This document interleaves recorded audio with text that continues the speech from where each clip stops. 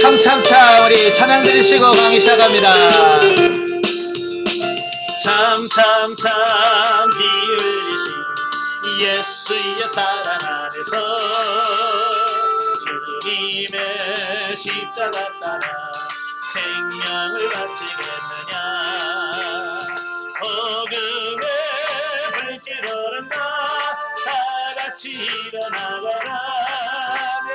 영광의 주님의 나라 다같이 찬양하여라. 성령의 성령을기 성령을이야 성령의 성령을기 성령을이야. 온천하 세계 만방에 어디다 성령의 불빛. 성령의 성령을기 성령을이야 성령의 성령을기 성령을이야. 온천하 세계 만방에 어디다 성령의 불빛. 아멘. 기도하겠습니다. 은혜로우신 아버지 감사합니다. 오늘도 우리를 사랑하여 주셔서 아버지 귀한 훈련을 받게 하시고 성령의 은사 사역을 같이 나누게 하셔서 감사합니다. 오늘도 그 말씀을 나눌 때 살아있는 생명의 말씀이 되어 우리 영혼이 새로워지는 역사가 있도록 도와주옵소서. 우리 육체를 피곤치 않도록 주님 도와주옵소서. 예수님의 이름으로 감사하며 기도합나이다. 아멘. 네, 우리 36페이지입니다. 제5장 성령의 은사사역을 같이 보도록 하죠. 아까 성령의 구원사역은 내적 사역이라고 그랬어요. 우리 안에서 성령님이 역사하는 사역이라면 성령의 은사사역은 우리 육체에 부어지는 외적 사역이요 외적 능력이라고 말씀드릴 수 있습니다. 그래서 이 고린도전서 12장 4절부터 11절까지 보면 은사는 여러 가지나 성령은 같고 직임은 여러 가지나 주는 같으며 또 역사는 여러 가지나 모든 것을 모든 사람 가운데 역사하시는 하나님은 같으니 각 사람에게 성령의 나타남을 주심은 유익하게 하시려 합니다. 네. 자, 그 밑에 보시면 성령의 사역에는 이중적 사역이 있다고 그랬죠? 네, 이중적 사역이 있어요. 성령의 구원 사역은 우리 영 안에서 죽었던 영혼을 거듭나게 하고 중생케 하셔서 중생케 한 영혼을 성장하고 성숙시켜서 예수님처럼 살게 만드는 사역을 성령의 내적 사역, 성령의 구원 사역이라고 한다면, 은사 사역은 뭐냐면 은사 사역은 성령의 능력을 우리 육체에다가 부어주시는 겁니다. 예, 우리 육체에다가 은사와 능력을 부어주시는 역사적 사건을 말한다라고 하는 겁니다. 자, 여기서 중요한 것은 왜 부어주느냐, 이게 중요한 거거든요. 예, 왜 부어주겠어요? 필요하니까. 예, 사실은 우리 육체는 아담이 범죄한 이후에 우리 영이 죽음으로 인해서 우리 육체는 완전히 타락해 버립니다.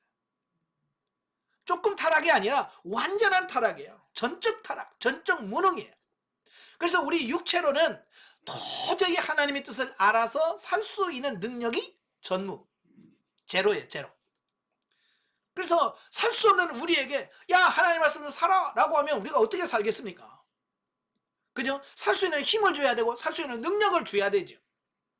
그래서 하나님께서 우리 육체에다가 살 수 있는 힘을 주시고 살 수 있게 만들어 주시겠다라고 하는 겁니다. 우리가 마태복음 10장에 보면 예수님께서 12제자를 선택합니다.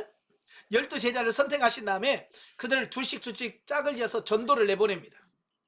그때 예수님께서 하신 게 있어요.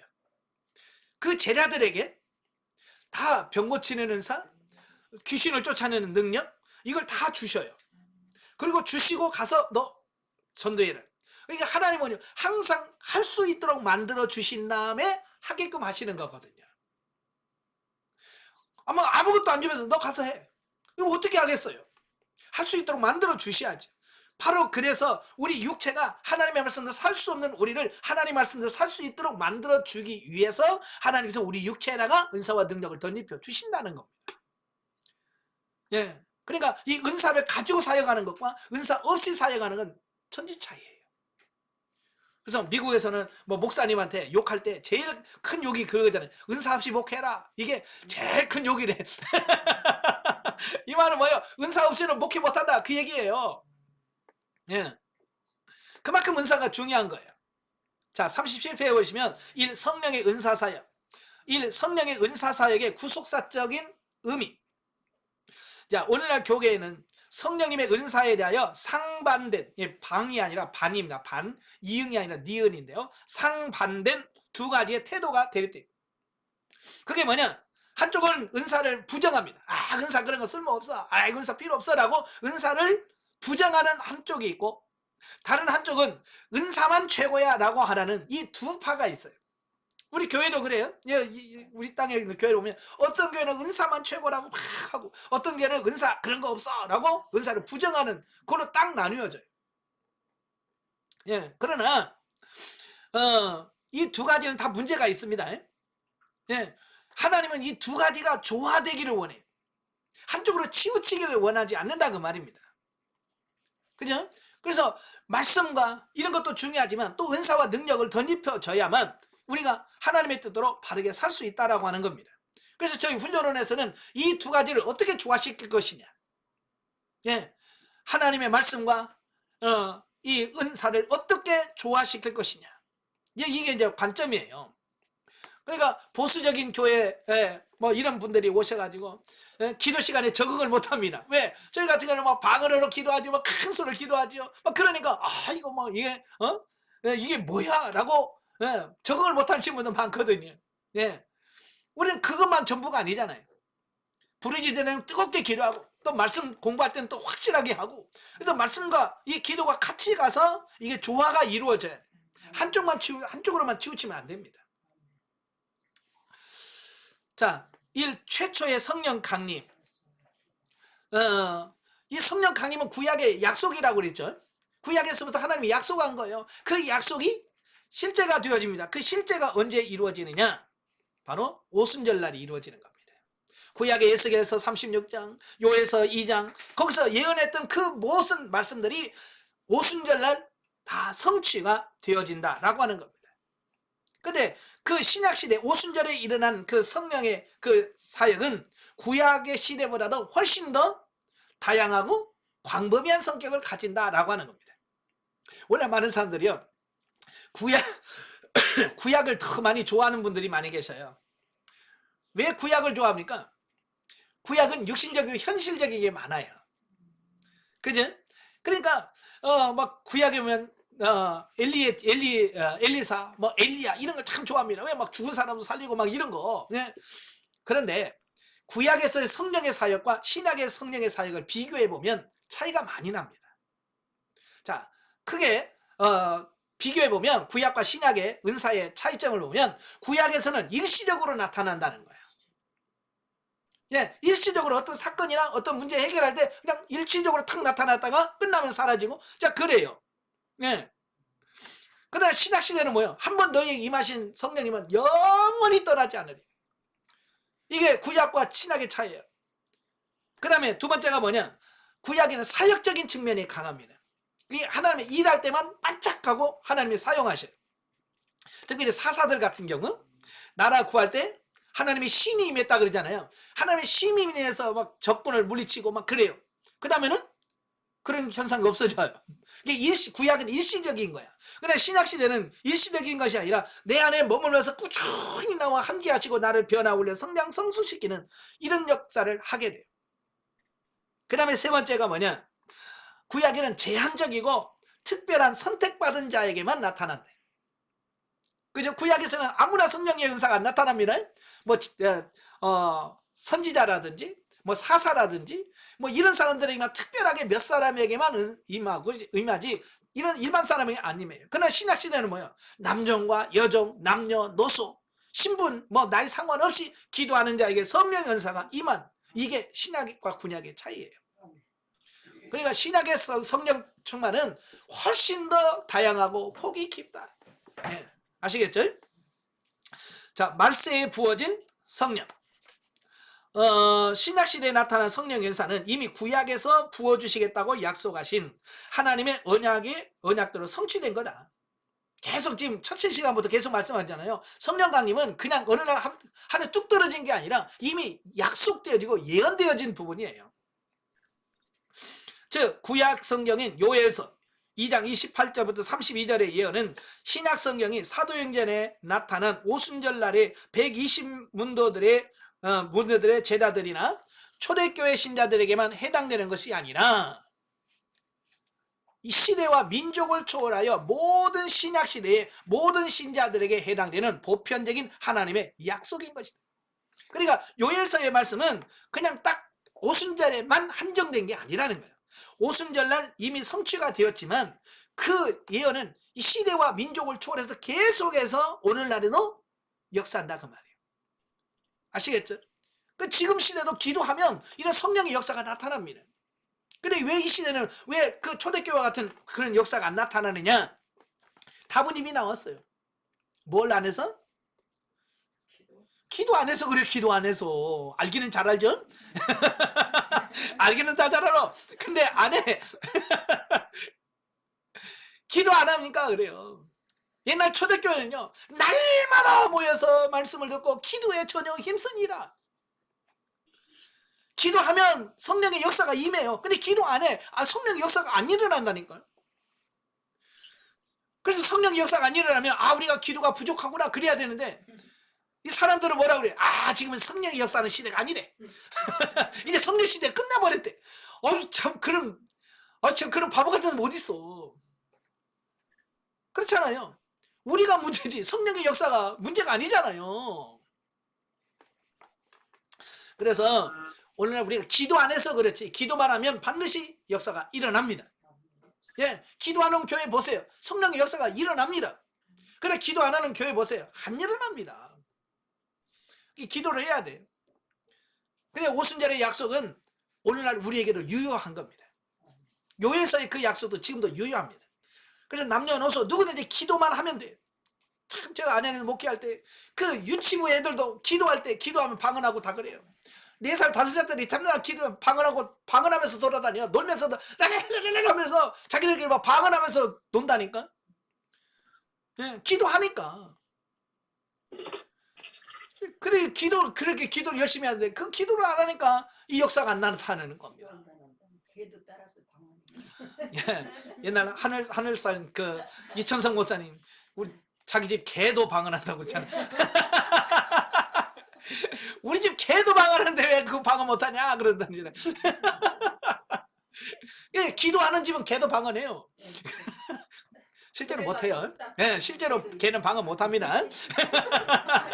또 오해하셔서 또 여러분 집에 가서 개한테 야 방언하랴 그러고 그러지 마시오. 따라서 흉내 내는 거지. 자, 세 번째 성령 강림과 성령의 은사 사역. 사도 바울은요 성령의 은사는 각 사람에게 유익을 주기 위해서 주시는 것이므로 모든 사람이 성령의 은사를 간절히 사모할 것을 권하고 있습니다. 고린도서 12장 31절에 말이죠. 너희는 더 큰 은사를 사모해라. 은사는요 기본적으로 우리에게 유익하도록 하기 위해서 주는 겁니다.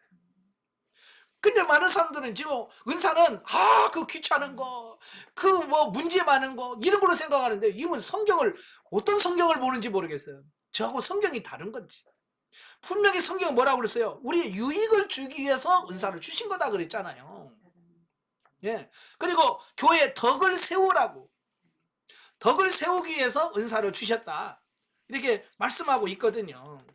이 덕이라고 하는 말은 나중에 또 설명을 하겠습니다. 예. 그래서 성령 강림과 은사 사역은 우리에게 유익을 주고 교회에 덕을 세우려고 우리에게 주셨다. 그래서 풍성하게 기도해야 됩니다. 기도할 때 나타납니다. 예. 그 다음에 성령 사역과 말씀 사역. 은사를 부정하는 사람들 중에서 초대교회에 나타났던 은사들 중 일부 특정 은사는 사도시대에 이미 중단되었다고 주장하는 데도 있다. 예. 그래서 왜냐하면 신약 성경의 기록이 완성된 후에는 더 이상 이러한 이적적 은사들과 계시적 은사들은 불필요하게 되었기 때문이며 그리하여 고대교회 이후에 교회 사회는 이러한 이적과 은사들이 나타난 일이 현저하게 감소되었다라고 주장을 합니다. 그러니까 오늘도 교계에 보면 은사가 이미 종결됐다라고 주장한 사람들이 많습니다. 근데 그들이 주장하는 근거가 뭐냐? 근거가 고린도전서 13장 10절이에요. 고린도서 13장 10절인데 그게 뭐예요? 온전한 것이 올 때에는 부분적으로 하던 것이 패하리라 그랬어요. 예, 온전한 것이 오면 부분적으로 하던 것이 패하리라. 여기서 이제 온전한 것을 뭘로 해석할 거냐, 이게 차이예요. 그래서 은사를 부정한 사람들은 여기서 온전한 것이라는 것은 성경이다 그랬어요. 그래서 성경 66권 정경이 딱 구성이 되기 전까지는 은사가 필요했지만 이제 66권 성경이 딱 정리가 된다면은 이제 더 이상 은사가 필요 없다, 종결됐다라고 주장을 합니다. 과연 그럴까요? 자, 그런데 저 같은 경우는 이 온전한 것을 뭘로 해석하냐면 예수 그리스도의 재림으로 보는 겁니다. 네, 그러니까 은사를 시인하는 사람은 이 온전한 것을 예수 그리스도의 재림으로 봐요. 은사를 부정하는 사람은 성경으로 봅니다. 뭐가 맞을까요? 만약에 성경으로 이해한다면 오늘날 여러분 방언하면 그거 다 가짜예요. 병 고치는 거 다 가짜입니다. 예, 왜? 다 그쳤는데 한다고 하면 이거 가짜지. 그렇잖아요. 근데 온전한 것은 예수 그리스도의 재림이거든요. 그 예수님이 재림하시기까지는 은사가 필요하다. 그러면 지금 은사하는 게 당연한 거고요. 이게 마땅한 거고 이게 잘 되는 겁니다. 이게 뭘로 해석하느냐에 따라서 이게 달라진다라고 하는 겁니다. 사실은 초대교회는 진짜 그 은사 자체에 따른, 제가 첫 시간에 얘기했죠. 초대교회는 영성이란 말이 필요 없었어요. 초대교회는요 영성이란 말 자체가 없어요. 왜? 삶 자체가 영성이었어요. 그냥 하나님과 동행하고요, 그저 모이면 기도하고 떡을 떼면서 교제하면서 그냥 신유은사 이런 거 막 그냥 일어납니다. 그냥 베드로가 지나가면 그림자만 찢혀도 일어나요. 그러니까 뭐 이런 게 없어요. 왜 그럴까요? 초대교회는요 모이면 기도했습니다. 예, 모이면 기도했어요. 그러니까 그런 역사가 전혀 일어나는 겁니다. 지금은 어때요? 모이면 싸우고 모이면 먹고 모이면 놀고 이러지, 모이면 기도하는 교회가 어디 있어요? 그죠? 맨날 여전도 남자들 모이면 이번 주는 어디 놀러 가나, 어디 식당이 맛있대, 맨날 먹으러 가지, 놀러 가지. 정말 어디 언제 기도할까요? 이런 말 하는 사람은 없잖아요. 그렇잖아요. 그러니까 영성이 안 되니까 자꾸 영성해라. 왜? 안 하니까. 그래, 초대교회는 영성이란 말 자체가 없었어요. 왜? 삶 자체가 영성이었으니까. 그러나 이제 콘스탄틴 대제가 기독교를 국교로 인정을 하잖아요. 그러면서 음지에 있던 기독교가 양지로 나옵니다. 그러면서 수많은 사람이 교회에 오는 거, 많이 모이니까 좋긴 하지만 이제 교회 안에 점점 사람들은 많아지는데 기도하는 사람이 없어지는 거예요. 하나님 말씀도 초대교회처럼 그렇게 목숨 걸고 신앙생활하는 사람이 없어지는 거예요. 왜? 지금 교회 나가도 누가 죽이나요? 뭐 그런, 옛날 초대교회는 예수 믿다가 잡히면 감옥에 가고 심지어는 화형을 당하기도 하고 참수형을 당하기도 하고 그런 때예요. 그러니까 예수 믿는다는 것은 생명 내걸고 믿는 겁니다. 그러니 교회 기도 시시하게 하겠습니까? 목숨 걸고 하는 건데. 그러니까 삶이 됐던 거예요. 근데 이제 기독교가 국교로 지정이 되면서 기도 안 해도 뭐 아무것도 없어. 누가 뭐 예수 믿어라 죽이기를 하나요? 그러니까 평안한 거예요. 편안한가 기도 안 하죠? 기도 안 하다 보니까 점점 은사가 사라지는 겁니다. 그래서 중세 때도 마찬가지예요. 중세 때도요 정말로 기도하는 사람들은 은사가 나타납니다. 기도하는 사람 은사가 나타났어요. 근데 문제는 뭐냐, 중세 때 자기들이 은사가 나타나면 아이고 우리는 기도를 못해서 우리는 안 나타나네, 미안하네, 그래야지요. 근데 중세 때는요 마녀 사냥이라고 하는 걸 합니다. 예언을 하거나 은사가 나타나면 저건 마녀다 그래가지고요 잡아다가 화형을 시키고 막 높은 탑에다 가둬버리고, 자 그렇게 했어요 중세 시대에. 그러니 은사가 이어질 수가 없죠. 기도만 해서 좀 나타나면 그냥 마녀라고 해서 감옥에 가지고 막 사형시키고 화형시키는데, 그래서 점점 은사가 사라져버리는 거예요. 아시겠죠? 자 그러다가 이제 너무 교회가 타락하니까 이제 루터와 칼빈을 통해서 종교 개혁을 일으키잖아요. 이미 루터와 칼빈이 종교 개혁을 할 때도 은사는 이미 문제가 안 됐어요. 그때 제일 문제가 뭐였어요? 말씀이에요. 말씀. 천주교가 워낙 이 성경 말씀에서 벗어나니까 아니다, 우리는 말씀으로 돌아가자. 그래서 말씀을 강조한 겁니다. 그래서 오직 말씀으로, 오직 성경으로. 그래서 성경을 강조하게 돼요. 그래서 종교개혁을 하고 나서도 계속 기도보다는 말씀 쪽으로 계속 이어진 겁니다. 그러다가 1900년도에 들어가면서 미국에서 기도운동이 일어납니다. 기도운동이 일어나. 이 기도운동 하니까 어때요? 기도하니까 은사가 나타나네? 예. 기도하니까 은사가 나타나는 겁니다. 여러분, 시대를 초월해서 아까도 그랬죠. 기도하면 은사는 반드시 나타난다. 예. 근데 문제는 뭐냐? 중세대부터 계속 이 은사에 대한 부분을 가르치거나 배워본 데가 없어. 왜? 안 나타났고, 심지어 나타나면 마녀라고 해서 막 사형을 시키고 그러니까. 그러니까 은사가 나타나는데 은사를 제대로 배울 때도 없지, 가르쳐주는 사람도 없지. 근데 문제는 뭐예요? 기도하니까 나타나긴 하는데 이게 맞는지 틀린지도 모른단 말이에요. 네. 그래서 이 은사가 나타나면서 미국 교회가 대혼란이 일어납니다.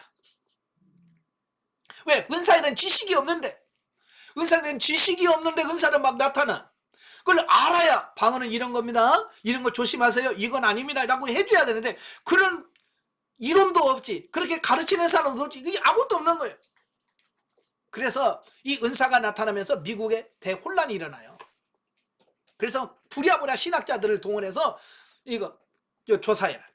우리나라도 그래요. 이단이라든지 이런 잘못된 신흥 종교가 나타나면 이단 대책위원회를 구성합니다. 그 신학자들끼리 몇 명에서 모여서 이거 연구해라. 그래서 그들이 만들어낸 책, 뭐 강의한 강의, 뭐 테이프 이런 거 다 모아가지고 다 들으면서 분석을 합니다. 분석을 해서 뭐 삼위일체론에 문제가 있다, 뭐 기독론에 문제가 있다, 이거 다 찾아내서 이건 이단이다, 이건 좀 이단성이 있다, 이건 괜찮다라고 그들이 판정을 하는 거거든요. 그래서 미국에서도 막 그 의사가 나타나니까 그들은 막 방언 들으면 이거 정말로 한 번도 들어보지 못한 희한한 말들을 막 하니까 저게 뭐야 라고 하겠죠. 그래서 은사자들을 연구하게 만드는데 문제는 뭐냐면 사실 신학자들도 은사를 몰라요.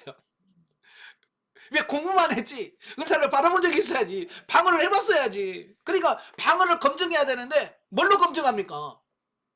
검증할 게 없는 거예요. 그래서 뭘로 검증하냐면 이 은사자들의 삶을 보는 겁니다. 정말 덕이 되느냐, 교회에 모범이 되느냐, 좋은 영향을 끼치느냐, 이걸 봤는데요. 문제는 은사자들이 영향을 못 끼쳤어. 무리만 일으켰지. 그러니까 우리는 방언한다, 너는 방언도 못하지, 에이 우리는 방언 받아서 중생에서 막 이렇게 막 나가버리는 거예요. 그러니까 신학자들 입장에서는 이거 뭐야? 이거 엉터리잖아. 이제 그렇게밖에 안 나오는 거예요. 그래서 결론이 뭐냐면 은사는 나쁜 거다. 예. 그래서 신학자들 인정을 안 해버렸어요. 참 그들이 변화되었다면, 초대교회처럼 정말 변화되어서 정말 예수 모습이 나왔다라면 지금 엄청나게 바뀌었을 거예요. 근데 은사자들의 모습 속에서 그게 안 나오는 겁니다. 그래서 미국에서 예, 은사는 이건 나쁜 거다, 안 좋은 거다, 그렇게 결론을 내렸어요. 그래서 결국은 은사는 종결됐으니까 이제 하지마, 이렇게 결론을 내렸습니다. 문제는 뭐냐면 한국교회예요. 한국의 목회자들, 신학자들, 그러니까 신학 교수들이 다 누구냐면 미국에 가서 유학하신 분들이에요. 그 은사에 대해서 가장 부정하고 은사 안 좋아라고 했을 때 가서 유학을 하신 분들이에요. 그러니까 그런 교육을 받고 왔잖아요. 교육을 받고 와서 신학교에서 그대로 가르치는 거예요. 은사는 종결됐다, 은사는 나쁜 거다, 은사는 안 좋은 거다, 은사자들 별로 없어, 그렇게 가르쳐버린 거예요. 그래서 우리 한국교회가 그게 되어서 한참 부흥하던 교회가 침체돼버려요. 우리나라도요, 1903년 원산에서요 선교사님들이 모여서 기도했습니다. 그때 원산은 부흥운동이 일어납니다. 기도하니까요 성령의 역사가 나타나는 거예요. 그래서 막 교회가 부흥합니다. 그러다가 1907년 평양 대부흥운동이 일어났죠. 그때는 뭐예요? 기도했습니다. 기도하니까 막 성령의 역사가 나타나요. 김익두 목사님은 그때 병자를 진짜 많이 고쳤습니다. 안진뱅이도 진짜 실제로 일으키고, 예? 예, 맹인도 눈을 뜨게 하고요. 우리 한국 교회사에 다 나와요. 예, 기도하니까. 근데 문제는 뭐냐? 신학자들이, 신학 교수들이 미국에서 유학을 와서 공부하면서 은사에 대한 부정적인 그런 걸 다 배워가지고 신학교에서 다 가르치니까 거기서 배웠던 목회자들이 전부 다 와서 뭐 이상하면 그거 하지 마, 그런 거 다 끝났어 라고 가르쳐서 우리 한국교회가 갑자기 은사가 뚝 떨어져요. 그러다가 또 순복음교회가 생기면서 네. 갑자기 또 막 으쌰으쌰 일어나는 거예요. 그래서 또 한국교회가 처음에서는 막 순복음 2단이라고 막 했던 거가 바로 이제 그런 부분들이거든요. 그러다가도 이제 어때요? 순복음 기도하니까 교회가 살아나거든요. 그러니까 장로교회로 야 우리도 한번 해야 되겠다. 그래서 이제 같이 금요 기도회 하고 예? 거기 가지 마. 근데 우리끼리 하면 돼. 그래서 예, 그래서 같이 기도하다 보니까 1970년, 80년도 그때 완전 막 기도 운동이 일어났었잖아요. 엑스폴로 74 운동 이후에 기도 운동이 일어난 겁니다. 그죠? 그래서 한국 교회가 막 급속도로 부흥한 겁니다. 그래서 더 그걸 발전했어야 되는데 교회가 부흥하고 발전하니까 돈이 많이 들어오잖아요. 그러니까 교회 건축하기 시작한 거예요. 이걸 정말로 더 기도해서 교회를 세워가는 그걸로 가야 되는데 그러지 않고 교회 짓는 붐이 일어났어요. 예, 마찬가지 오늘도 정말로 성령의 역사가 일어나도록 하셔야 돼요. 아시겠죠? 예, 그래서 5번 보시면 성령 사역의 은사적 기능. 예, 성령의 은사적 기능이 뭐냐면 성령의 은사 사역은 성령의 주권적인 역사다. 이 은사는 내가 하고 싶으면 하고 말고 싶으면 말고가 아니라 이건 성령의 주권적인 역사인 거예요. 또한 성령의 은사는 신자들의 개인과 공동체의 그 풍성한 유익을 주기 위해서 반드시 있어야 한다. 유익을 주기 위해서 반드시 있어야 되는 겁니다. 예, 그러므로 성령의 은사는 신비주의나 혹은 실용주의로 오용하거나 남용해서는 안 된다. 그러니까 은사를 하려면 매뉴얼을 정확하게 알아야 돼. 여러분들 무슨 전자제품 사거나 뭘 할 때 거기 보면 다 매뉴얼 어떻게 사용해야 되는지 그걸 다 나와요. 그래서 그걸 다 봐야 아 이렇게 사용하구나 이걸 아는 거예요. 근데 그걸 모르면 그냥 내 맘대로 쓰다가 고장나요. 예. 그러니까 작년인가요? 우리가 믹서기 사러 갔잖아요. 믹서기 사러 가니까 그 파는 분이 그러잖아요. 믹서기는 이렇게 천천히 돌려야 이게 오래 간다. 근데 뭐 사람들은 어때요? 세게 돌아야 되니라고 그냥 세게 핑 돌리니까 모터가 나가는 거예요. 그러니까 다 그걸 매뉴얼로 가르쳐 주는데도 매뉴얼을 안 봐. 매뉴얼 안 보고요. 그냥 갖다 놓고 돌아가는 것만 좋으니까 쌩 하고 돌리는 거야. 그러니까 이 모터가 고장 나버리는 거예요. 그러니까 매뉴얼을 정확하게 다루는. 그러니까 은사도 어떻게 쓰는 것이 잘 쓰는 것 이걸 알고 써야지. 모르고 쓰니까 엉뚱하게 사용하게 되는 겁니다. 자, 그래서 은사에 대한 책도 좀 많이 읽으시고요. 은사에 대해서 좀 공부 좀 하셔야 돼요. 저도 은사에 대한 부분이 많이 궁금했어요. 예, 그래서 제가 아카데미를 공부할 때에 제가 은사에 대한 연구를 논문을 썼어요. 고린도전서 12장에 나온 성령의 9가지 은사에 대한 고찰. 그래서 성령의 9가지 은사에 대한 연구를 했어요. 그때 제가 책을 한 100여 권 싸놓고 그걸 읽어가면서 논문을 썼는데 그때 제가 눈이 확 갔어요. 책을 하도 많이 보고 이걸 컴퓨터 작업을 하고 막 하다 보니까 갑자기 어느 날 눈이 침침하고 안 보이더라고요. 예? 그래서 은사에 대한 부분을 정리를 했어요. 예. 그러니까 이제 은사에 대한 부분들은 그래도 저도 이제 누구한테 좀 말할 수 있을 만큼 그렇게 되어졌어요.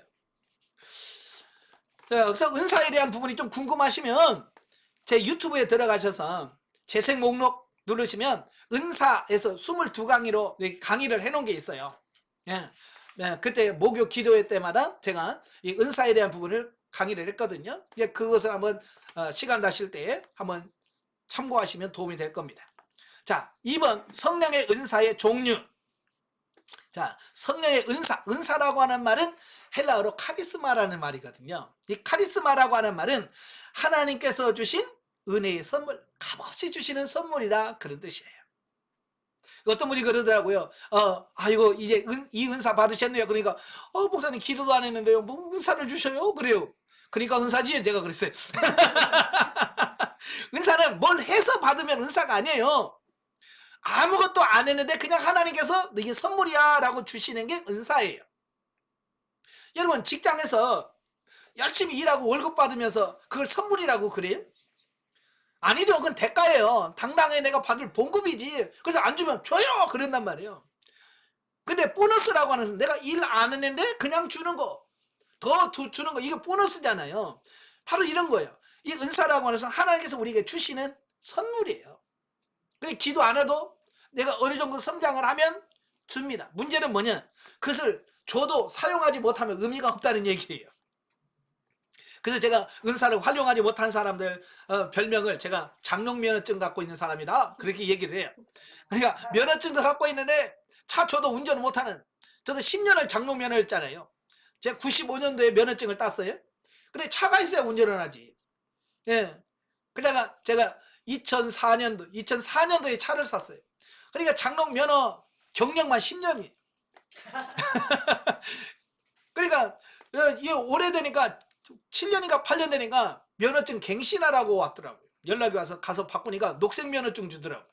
오래 운전했다고 녹색 면허, 난 운전 한 번도 안 했는데. 그러니까 녹색 면허, 야 녹색 면허다. 근데 운전도 못해. 이거 뭐야? 이거 가지나만 하지. 그러니까 여러분도 나 뭐 방언 줬대, 뭐 받았대. 그게 중요한 게 아니에요. 내가 못하면 의미가 없는 거야. 방언 받았대. 근데 방언을 못하면 그 의미가 없는 거죠. 방언을 해야죠. 그죠? 그러니까 못 받았다고 그러면 그게 실제가 되어야 된다 그 말입니다. 자, 우리가 성경에 나오는 은사는 여러 가지예요. 우리는 고린도전서 12장에 나오는 은사만 은사라고 생각하는 게 아니에요. 은사는 많아요. 종류가 많아요. 어떤 신학자들 19가지, 어떤 신학자는 20가지, 어떤 신학자는 30가지, 어떤 신학자는 29가지, 최고 많은 사람은 33가지. 성경에 나오는 은사만 이렇게 따로따로 빠니까 33가지까지 찾아내요. 자, 그런데 성경에는 성경에 나오는 은사를 세 종류로 이렇게 나누는데, 에베소서 4장 11절은 직분적 은사입니다. 직분으로 주시는 은사. 혹은 선지자로, 혹은 복음 전하는 자로, 혹은 교사로, 혹은 목사로. 여러분, 이 직분도 하나님의 은사입니다. 아시겠죠? 여러분의 권사, 은사예요. 하나님께 주신 선물입니다. 내가 뭘 잘해서 권사 직분 받은 게 아닙니다. 그죠? 근데 여러분은 요즘에는요, 권사 받으려면 500 내야 되죠? 교회에다가 500 헌금해야 돼요. 그러니까 뭐라고 그래? 나 500 주고 권사 땄어. 그랬. 나 천 헌금하고 나 장로 땄다. 그래. 이건 그런 은사 개념이 아니야. 이거 그러니까 교회에서 자꾸 소리를 내는 이유가 뭐예요? 나 이거 500 주고 산 거야. 그러니까 그 본전 생각나는 거지. 그러니까 자꾸 교회에서 어른노릇을 하려고 하니까 이 직분자가 기분자가 나지 않는 거예요. 사실 그렇게 하면 안 됩니다. 돈으로 이거 권사 주고 이거 작도 주고 그러면 안 돼요. 이건 거저 줘야 돼. 거저 받았으니 그저 감사하고 고맙고 나 같은 것을 권사로 세웠다니 감사합니다. 그래서 하나님의 일을 하고, 나 같은 걸 내가 뭘 하고 집 사줍니까? 그래서 집 사주신 것에 감사해서 봉사하고 그래야 돼요. 그냥 마땅히 줘야 되는 것처럼. 그래서 나 교회 10년 다니는데 왜 권사 안 줘요? 권사 안 주면 나 나가? 그런 사람들 많아. 제가 안양에 목회할 때 와가지고 말이지, 권사 주면 우리 교회 등록한대. 그래서 냅두라고 그랬어 내가. 오지 마라 그랬어. 그걸로 신앙생활하면 안 되죠. 그게 목적이 되면 안 됩니다. 직분이라는 것은 호칭이 아니라니까요. 호칭이 아니고 일하는 직분이 돼야 돼요. 저는 그래요. 목사 안 하려면 목사 안수 받지 마. 목사는 호칭이 아니다. 권사 일 안 하려면 권사 받지 말아야 돼요. 근데 요즘에 뭐 교회 가면 막 발에 걸리는 게 권사야 그냥. 그죠? 어떤 교회 하니까 절반 이상의 권사야. 아니 뭐 전 교인의 권사화 됐나? 그러니까 이게 권사가 전부 다 권사지. 그냥 이름만 권사라고 부르지 권사 일은 안 해. 권사 이름이 뭡니까? 그냥 권면하고 위로하는 거예요. 교인들 가서 위로할 자 위로하고, 권면할 자 권면하고, 이래서 성도들을 세워가라고 권사 세우는데, 그 일을 안 한단 말이에요. 직분도 은사입니다. 아시겠죠? 그 다음에 두 번째가 뭐냐면 로마서 12장 6절부터 8절. 이건 뭐예요? 봉사적 개념의 은사입니다. 그래서 거기 보면 섬김, 예, 근면, 나눠줌, 지도력, 긍휼, 이런 배품, 이런 걸 봉사적 개념에서의 은사다라고 말합니다. 우리가 흔히 잘 아는 고린도전서 12장 4절부터 11절에 나오는 성령 9가지는 권능적 차원의 은사다. 네, 권능적 차원의 은사다라고 우리가 이렇게 구분을 할 수 있습니다. 그래서 은사는 크게 직분적, 봉사적, 권능적 개념으로 나눌 수 있다. 예. 자, 우리가 주로 이제 성령의 9가지 권능적 차원의 은사를 다루는데, 왜냐하면 이 직분적인 거나 로마서에 나오는 것은 교회 봉사라고 하고 섬기기 위한 어떤 그런 은사라고 한다면, 바로 이 성령의 9가지 은사는 물론 교회에 덕을 세우기도 하겠지만 개인적으로 자기 자신을 영적으로 세워가는 데 있어서 매우 유용한 은사이기 때문에 바로 이 성령의 9가지 은사를 우리가 중요하게 여긴다. 앞으로 이제 여러분이 영성을 형성해 가고 영성이 덧입혀지는데, 이 성령의 9가지 은사가 매우 중요한 역할을 합니다. 특히 신령한 집을 짓는 도구로서의 역할을 잘 합니다. 그래서 이 성령의 은사에 대한 이런 올바른 이해, 이게 필요합니다. 이걸 모르면 잘못 활용할 수밖에 없는 겁니다. 그러니까 은사에 대한 부분이 없기 때문에 막 투시의 은사니 막 이런 말 쓰잖아요. 성경에 투시 은사가 어디 있습니까? 없죠. 그런데 자꾸 이제 그런 말들을 지어내는 겁니다. 성경적인 부분을 잘 보시고 아닌 건 아닌 거죠. 그래서 성경 은사에 대한 올바른 지식이 필요합니다. 자, 그래서 이제 성령의 9가지 은사를 볼 텐데요. 자, 첫째가 방언의 은사입니다. 참 이 은사들은 말하고 해도 이게 참 들을 때는 그런 것 같은데 돌아서면 또 잊어버리는 게 이 은사에 대한 부분인데. 자, 그래서 여기서는 아주 간단하게만 짚고요, 넘어가고요. 이제 다음 훈련 과정에 들어가 보면 이제 내기둥 4단계 이야기할 때에 이걸 다시 하나씩 다 강의를 할 거예요. 그러니까 오늘 그냥 대충 넘어갔다고 해서 너무 실망하지 마십시오. 다음에 또 다시 할 겁니다. 예. 첫째가 방언의 은사예요. 방언이라고 하는 말은 글로사라고 하는 말인데 혀의 말이다, 그런 뜻이에요. 이 혀의 언어예요. 근데 이 방언은 뭐냐? 배우지 않은 언어란 말이에요. 배우지 않은 언어. 어떤 분은 영어 배워가지고 영어로 기도하면서 난 방언으로 영어 방언한다. 그런데 그건 방언이 아닙니다. 예. 방언은 배우지 않은 언어입니다. 배우지 않는. 특별히 이 교회에서도 그래요. 방언 받고 싶어? 그럼 나 따라서 해봐. 랄랄라 해봐. 예? 따라해봐. 그만 되네. 이제 이런단 말이에요. 자, 그러니까 남을 따라서 하고 배워다 보니까 방언에 대한 신뢰가 없어져 버리는 거예요.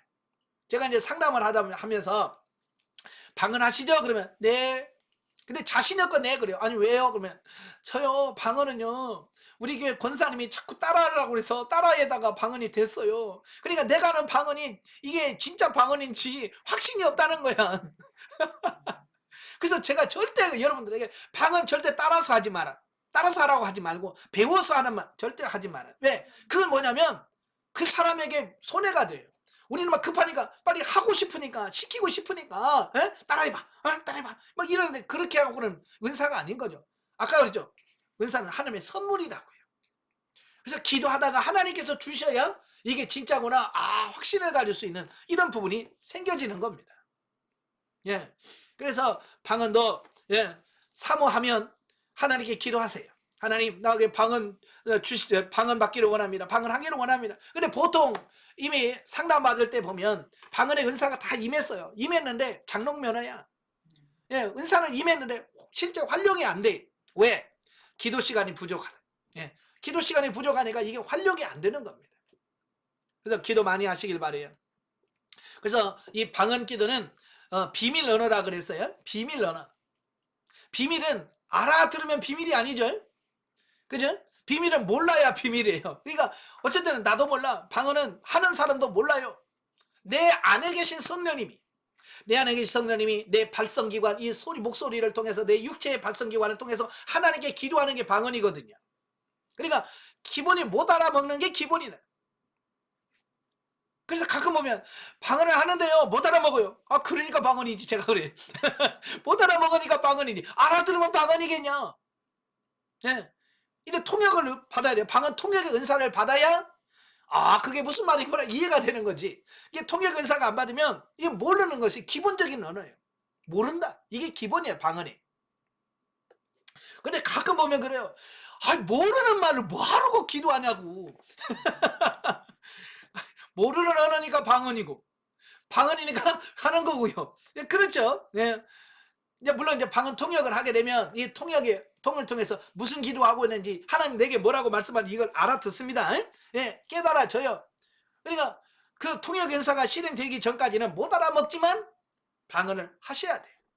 자, 하시다 보면 두 번째 통역의 은사가 임합니다. 통역의 은사는 내가 즉시 방언을 말하고 입으로 통역해 주는 은사도 있지만, 보통 보면 방언은 입으로 방언으로 하지만 속으로 깨달아지는 경우가 대부분입니다.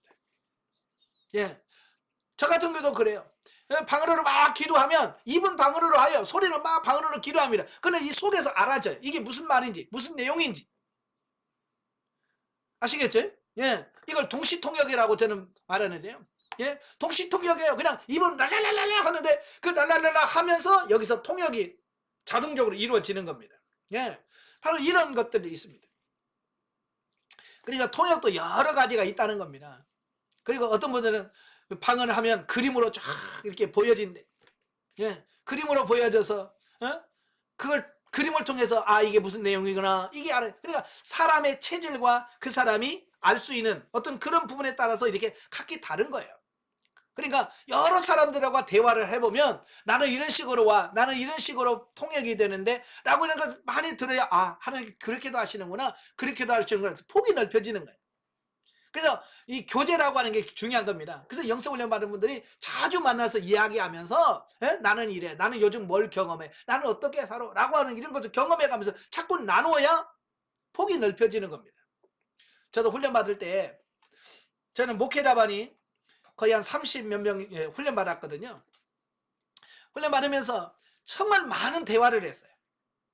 한 달에 한 번씩 우리 같이 훈련 받은 분들 한 20명 모여서 교회도로 이렇게 순번 돌아가면서 기도하면서 점심 먹으면서 대화하고 이야기를 많이 해요. 그러니까 그 각자가 경험한 것들을 막 이야기하면 그때 그렇구나, 나는 이렇게 들렸는데 저분은 저렇게 하네, 그럼 하나님이 저렇게도 사용하시네 라고 해서 그 대화 속에서 폭이 막 넓혀지는 겁니다. 예, 그래서 대화를 좀 많이 하셔야 돼요.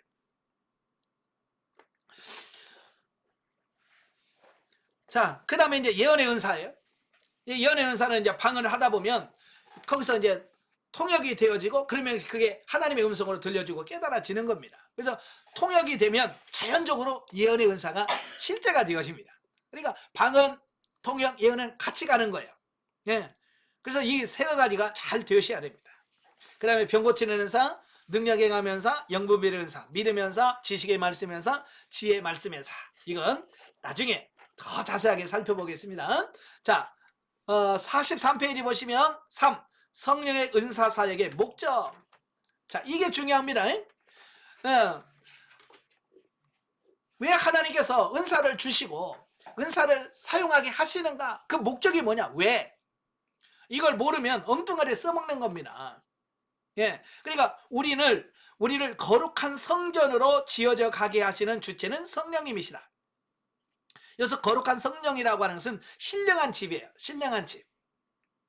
그러니까 이 은사는 신령한 집을 짓는 도구로 주신 거다.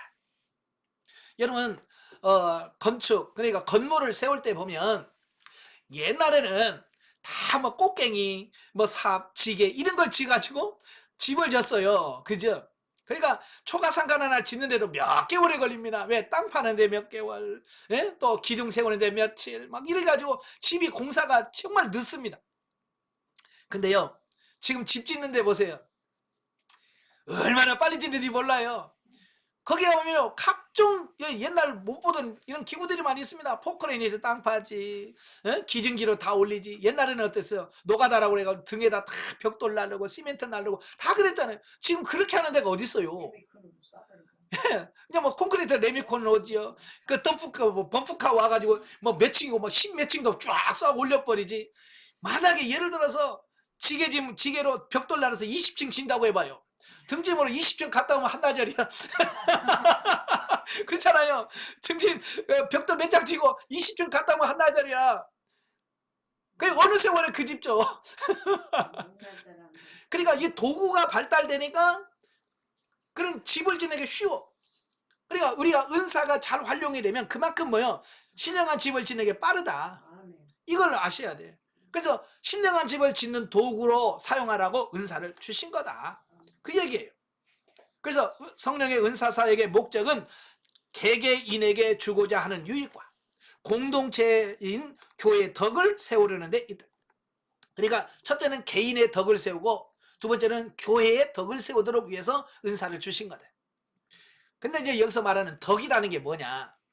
우리가 이제 덕이라고 하는 말은 그냥 덕스러워, 은혜스러워, 모든 사람 보기 좋아 이런 뜻이 아니에요.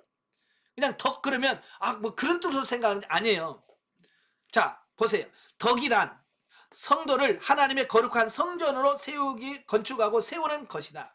자, 그 밑에 작은 글씨로 각주가 나와 있어요.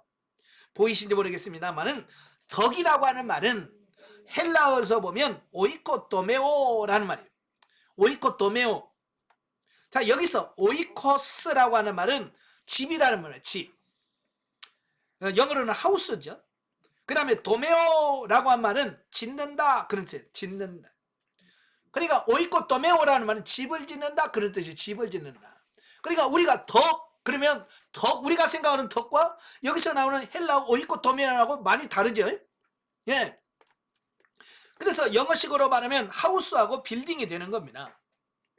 그래서 영어 성경에는 하우스 빌딩이라고 번역되는 데가 있고 그냥 빌딩이라고만 번역된 데가 있다. 그러니까 성령의 은사를 우리에게 주신 목적은 우리가 하나님이 원하시는 신령한 존재이고 하나님의 거룩한 성전이기 때문에 우리 자신을 신령한 집으로 건축하게 하기 위하여 은사를 주시는 것이다. 그래서 방언의 은사는 자기 덕을 세우고 예언의 은사는 교회의 덕을 세우고 또한 예언의 은사는 다른 사람을 신령한 집으로 건축하도록 도와주라고 주시는 은사다. 아시겠죠? 그러니까 집을 짓는 도구예요. 신령한 집을 짓는 도구예요. 그러니까 도구가 많아야 일이 잘 되는 겁니다. 어떤 집에 가면 주방에 가면 큰 냄비도 없고 작은 것밖에 없고 막 그러면 뭐 일이 안 되잖아요. 그죠? 자, 우리 아들을 장가 보내놓고 가을에 김장했다고 김장김치 갖다 주느라고 제 아들 집에 갔어요. 신혼집에 갔더니 신혼 둘이 밥을 먹으니까 냄비도 요만하고 포기가 요만한 거야.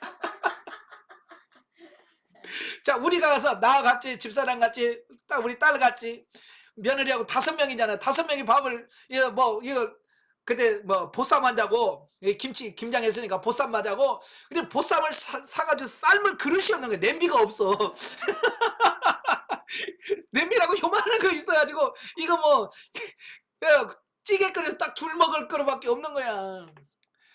그래서 어쩔 수 없지 다시 저 마트에 가가지고 큰 요만한 냄비 하나 사고 냄비 사다가 그걸 끓였어요.